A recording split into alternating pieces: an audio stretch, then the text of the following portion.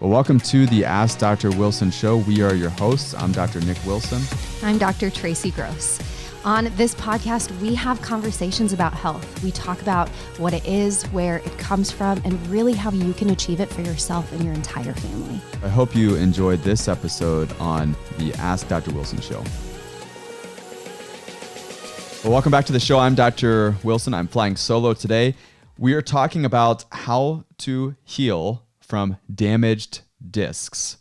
So if you have been diagnosed, let's say with a disc bulge or disc herniation, or maybe it's a degenerative disc condition, like a DJD or DDD, which stands for degenerative disc disease or degenerative joint disease, listen up, because what do you do if you have a disc problem?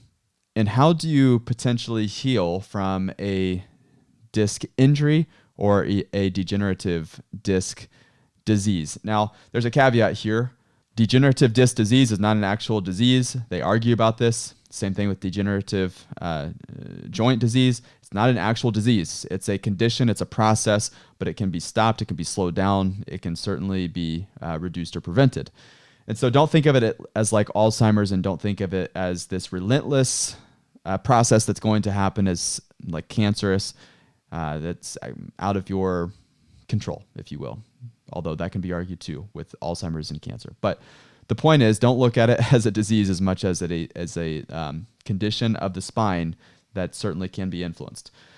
And so let's talk about how to heal from damaged discs and what to do to prevent the progression of that. And so if you know somebody who has a disc problem, this would be a great thing to share with them if they've been diagnosed with a disc problem, or they just know they have a bulging or herniated discs in their either back or neck or wherever that might be. This is a great episode to share. The question that you have to ask yourself is, can the discs in your spine actually heal? And what's the best way to heal those discs? And again, whether someone has a bulge or herniation, they tend to freak out because the levels of pain and oftentimes like the sense of hopelessness that exists there. The first thing that comes to people's minds is drugs.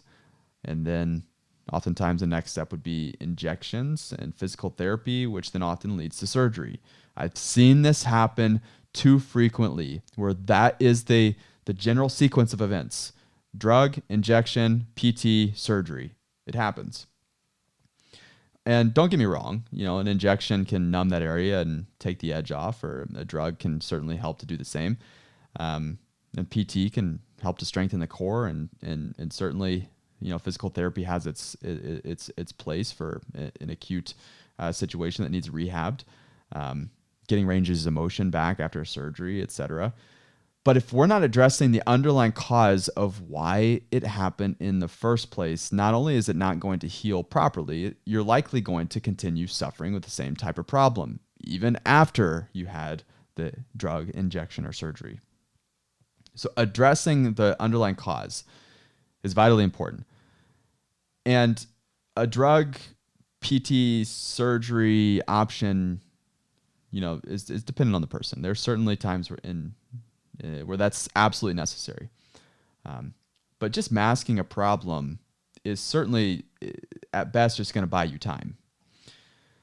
What you have to know is the disc, after puberty at least, it loses most of its blood supply.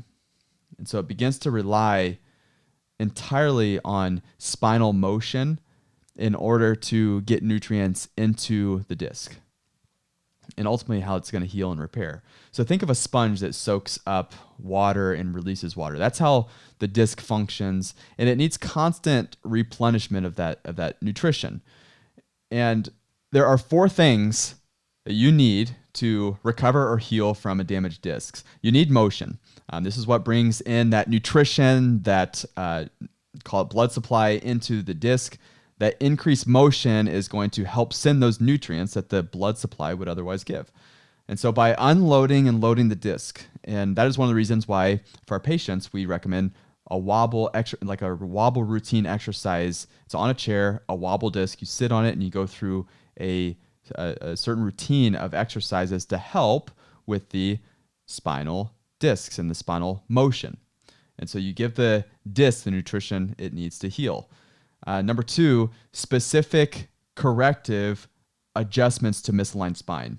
So x-rays would be needed in order to see exactly where that is, but you can see where those discs are going to have problems by looking at the x-rays. Now, x-rays are not going to show you discs. It's not going to show you soft tissue. Everyone knows that. What I'm telling you is that you can predict where you're going to get disc problems by looking at the x-rays. The alignment, again, the position is going to dictate where those discs are going to be loaded or unloaded, if it's evenly or unevenly. You can see that on x-rays.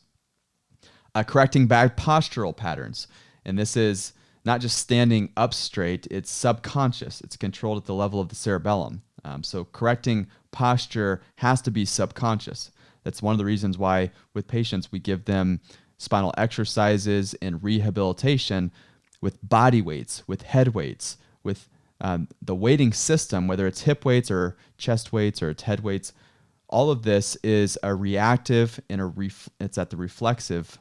It's a reflexive exercise, and what I mean by that is it's utilizing reflexes, and so it's training the muscles and the ligaments without you thinking about it. It's got to be trained at the level of the cerebellum if it's going to be long lasting. And then general strengthening movements to help extend the spine. So what I mean by extend is decompress the spine with certain spinal exercises. It's all about stabilizing the muscles around the spine to help extend the spine and allow that pressure to come off of that disc. That's one of the reasons we give exercises, very specific strengthening exercises to help unload that spine and correct that. Here's the thing. There's always a cause. And by looking for the cause, you have a better chance of solving the actual problem. But you've got to look at the underlying problems. Without looking at the underlying problems, what I find is a lot of people are just flying in the dark, not really knowing what caused their disc problem to begin with. And they certainly don't have a good natural preventative strategy from not only keeping that getting worse, but to heal naturally. And so that's the reason why we do what we do. We believe that we exist to relieve unnecessary pain and suffering, and we do that naturally, non-drug, non-surgical. So if you're local to the Indianapolis area, and maybe you or someone you know or love has a disc problem, don't hesitate on that. Take action. And take action by picking up your phone, texting in the keyword spine to 317-749-0677, and that will secure an appointment in my clinic. We're on the north side of Indianapolis, and it's simply 317-749-0677. Text the keyword in spine, and you will receive a discount on that first examination. It's typically $135. We are going to do the full testing and scans, consultation, everything. So that first initial appointment for just $88. That's 317-749-0677 and text the keyword spine. Hey, I want to let you know about a new and exciting feature that we have to answer your questions. You've got questions, maybe we've got answers, and we've got a great way for you to submit your questions. So what you do, you have questions. Maybe it's about your health, maybe it's about supplements, maybe it's about next steps that you need to take, or you have just questions about something you heard on an episode. What you do is you go to dr-wilson.com, click on podcasts, and you can record your customized message right there. Keep it under 90 seconds, and Dr. Tracy and I will answer your question on upcoming shows. So go to dr-wilson.com and submit your audio question and listen for your answer.